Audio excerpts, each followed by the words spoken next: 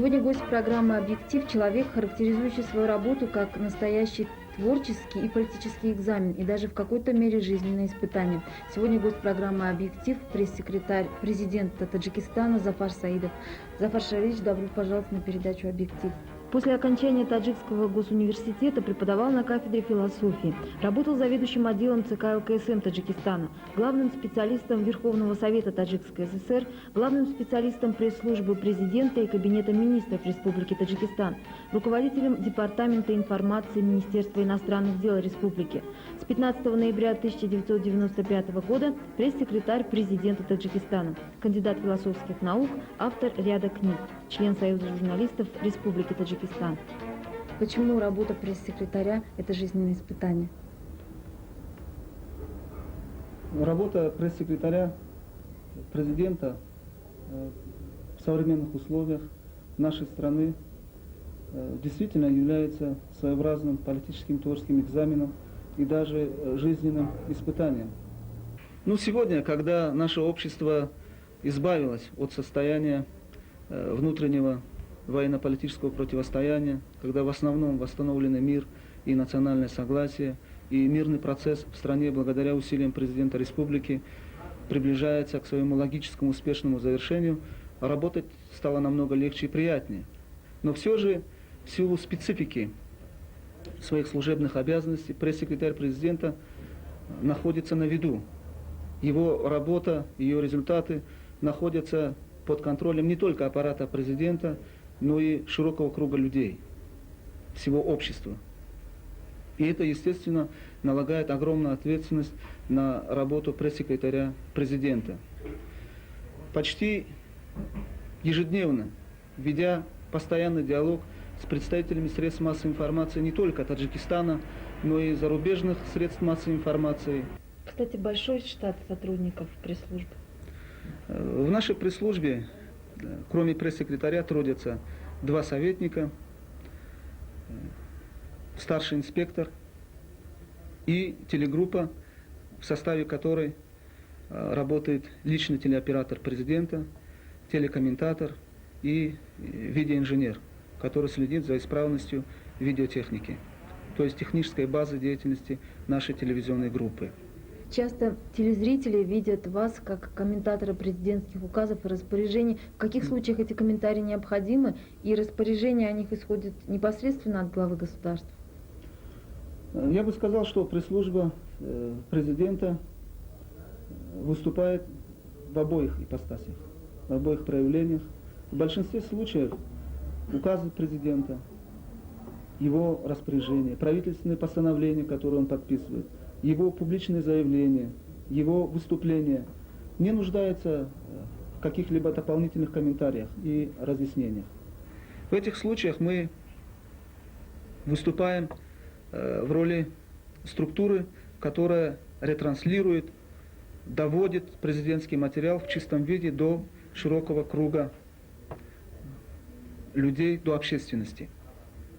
Но бывают и такие шаги в деятельности главы государства, когда президентский материал, часто по его поручению, необходимо сопровождать комментариями, разъяснениями, объяснениями. И здесь я хотел бы сказать, что, к сожалению, иногда некоторые представители средств массовой информации, журналисты, вопреки нормам, общепризнанным нормам журналистской этики, пытаются видоизменить этот материал, что-то добавить, привнести от себя в него, домыслить за пресс-секретаря главы государства. Пользуясь случаем, хотел бы и попросить, и предупредить, что это абсолютно недопустимо, когда речь идет о наших материалах, исходящих от президента республики, посредством его пресс-службы, независимо от того, это устный материал или письменный, нельзя ни в коей мере что-то привносить от себя. В государственных средствах массовой информации правительство видит свою надежную опору и один из важнейших механизмов реализации политики президента республики. Наряду с этим официальные сообщения и точка зрения сегодня доводятся до общества и через многие частные, неправительственные газеты, еженедельники и информационные агентства. Яркий тому пример – популярные издания, как «Бизнес и политика», «Курьер Таджикистана», частный еженедельник «Дайджест Пресс». Приоритет пресс-служба отдает отечественным средствам массовой информации, не пренебрегая задачами активизации и оптимизации внешнеполитической пропаганды, которые возложены на пресс-службу президента республики и четко сформулированы в положении о пресс-службе. И в этом коллектив пресс-службы контактирует с несколькими звеньями аппарата. В их числе отдел по международным вопросам, возглавляемый госсоветником Каримджоном Юлдашевым, секретариат президента под руководством Саидмурода Фатоева, исполнительный аппарат во главе с Мухаммадназаром Салиховым. Сегодня как никогда важно создавать положительный имидж Таджикистана на международной арене. В этом деле пресс-служба тесно взаимодействует с Министерством иностранных дел республики и непосредственно с министром Талбаком Назаровым. Большинство средств массовой информации до последнего времени в искаженном виде освещало, изображало обстановку в нашей стране. Порою это отображение было весьма далека от реальной обстановки. И это наносит большой, огромный ущерб имиджу республики, от чего во многом зависит сотрудничество Таджикистана с иностранными инвесторами, от чего во многом зависит состояние процесса притока иностранных инвестиций в Таджикистан. Несмотря на объективные трудности, у нас уже который год довольно-таки успешно работают иностранные инвесторы, в основном в текстильной и горнодобывающей промышленности. Достаточно отметить работу совместного предприятия «Зиравшан». Однако активность иностранных инвесторов в Таджикистане действительно в полной мере не оправдывает ожидания. Основной причиной этого, на мой взгляд, является недостаточная информированность мирового сообщества о тех процессах, которые происходят в Таджикистане, о реальной ситуации в стране, о реальных возможностях инвестирования экономики нашей республики. К сожалению, в том, что сложилась такая ситуация, сыграли свою роль и работники средств массовой информации. Большинство средств массовой информации зарубежных стран искажает реальную ситуацию в стране. Это происходит в течение ряда последних лет. Причем порой используются старые архивные материалы 4-6-летней давности.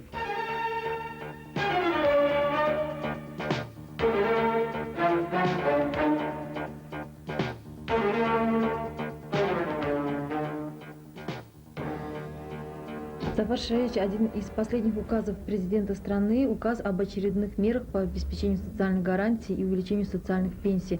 Что обещает выполнение данного указа нашим социально незащищенным слоям населения? Этот указ издан в целях обеспечения, я цитирую, социальных гарантий отдельным категориям работников образования, здравоохранения, культуры, социального обеспечения, увеличения социальных пенсий.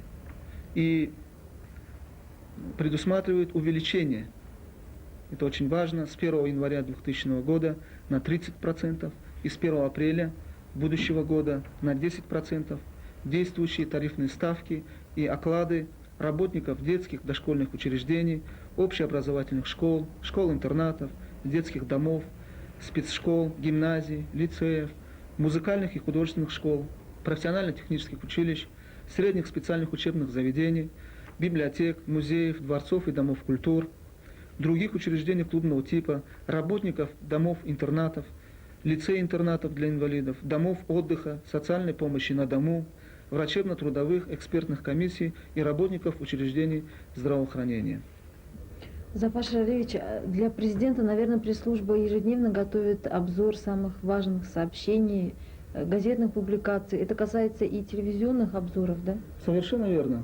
Ежедневно на стол президента ложится обзор не только газетных публикаций, но и обзор телевизионных передач радио. Причем это касается не только средств массовой информации республики, но и средств массовой информации зарубежных стран. Обзоры эти носят целенаправленный характер и попадают в эти обзоры материалы, касающиеся обстановки в Таджикистане.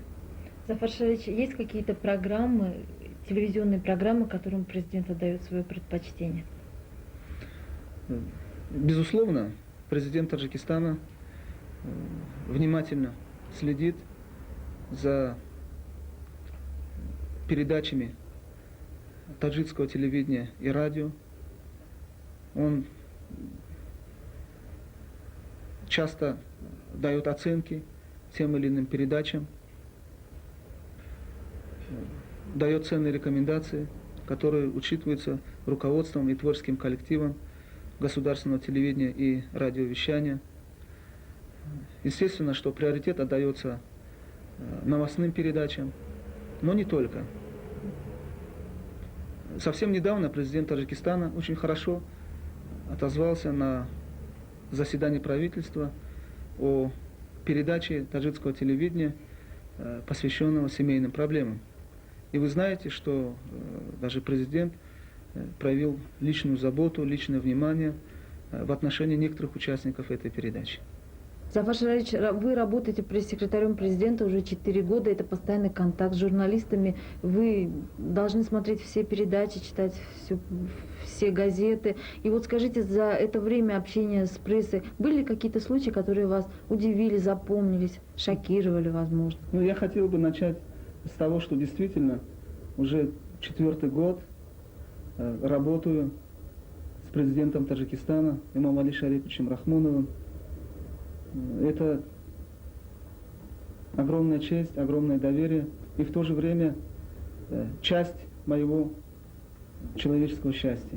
Если одна часть, одно из проявлений моего человеческого счастья заключается или имеет отношение к семье, то другая часть, несомненно, связана с моей работой в качестве пресс-секретаря Эмомали Шариповича Рахмонова.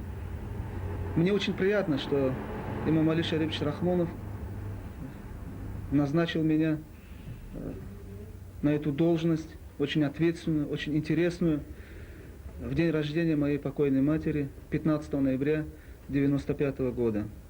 Прошедшие 4 года отличались огромной плотностью событий, были очень интересными, динамичными.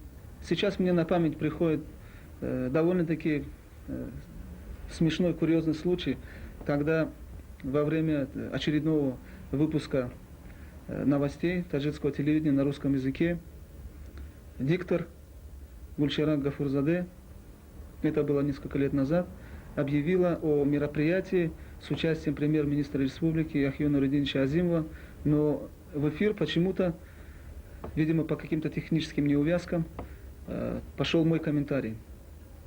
Гульчара Гафурзаде не растерялась и после окончания комментария пресс-секретаря главы государства извинилась перед телезрителями, что было нормально и понятно,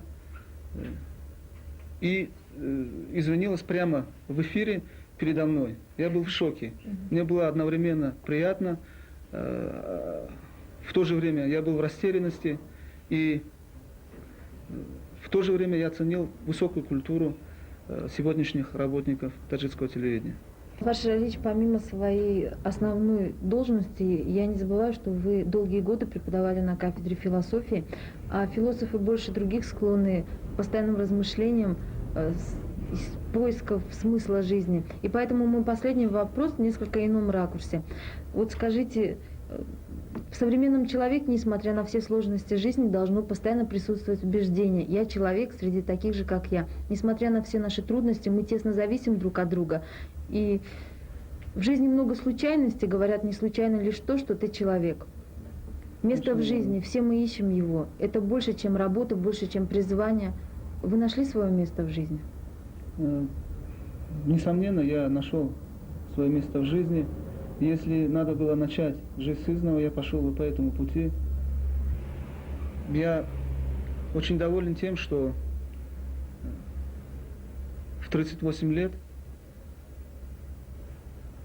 у меня всегда были условия для творческой самореализации, для творческого самоосуществления. Жить для души. Это как раз та сентенция, в которую я вкладываю свое понимание смысла жизни. Ибо величие человека в его способности мыслить, величие человека в его духовности.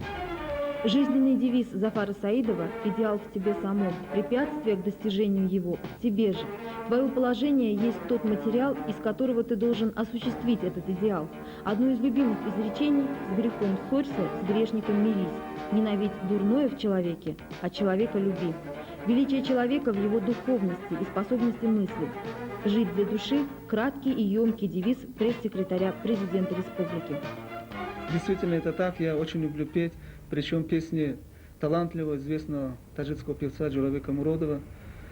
Вообще, я хотел бы сказать, что песня меня спасает в жизни. Она мне очень помогает в жизни, в труде, в творчестве.